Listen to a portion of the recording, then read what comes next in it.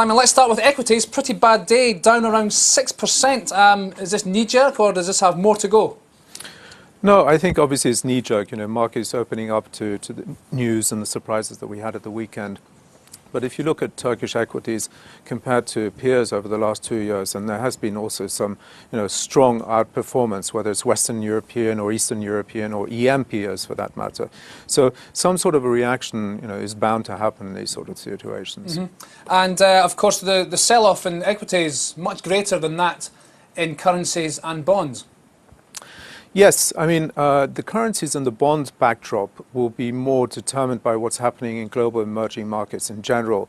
And that at the moment is a function of US Treasury yield moves. We've moved above 2.05%, which is the first time since November of 2007 that we've seen US Treasury yields go above 2 standard deviations above their 12-month average. So there are a lot of trigger levels out there at the moment for that backdrop. And we just had a chart of the lira there against the dollar, hit 190 today. Are we looking at a break through too? Well, the thing is here that, again, US dollarism should be one of the main drivers for EM currencies. I mean, if you look versus LATAM currencies, again, this sort of situationing happening. But obviously, the central bank and I think markets tend to look more towards the basket, the 50-50 euro and dollar lira basket, which at the moment is trading about 217, 218 levels.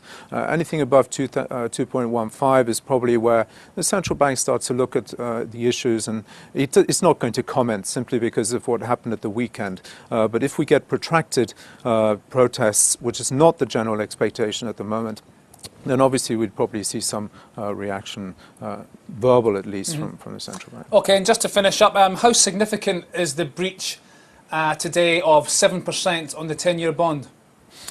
Again, this is EM specific, so it's not just idiosyncratic towards Turkey. It is an EM specific issue, and this is a reaction to US Treasury yield bonds, if you like, that in the last 1 to 2 weeks. So it is a significant move, but it's not limited to Turkey.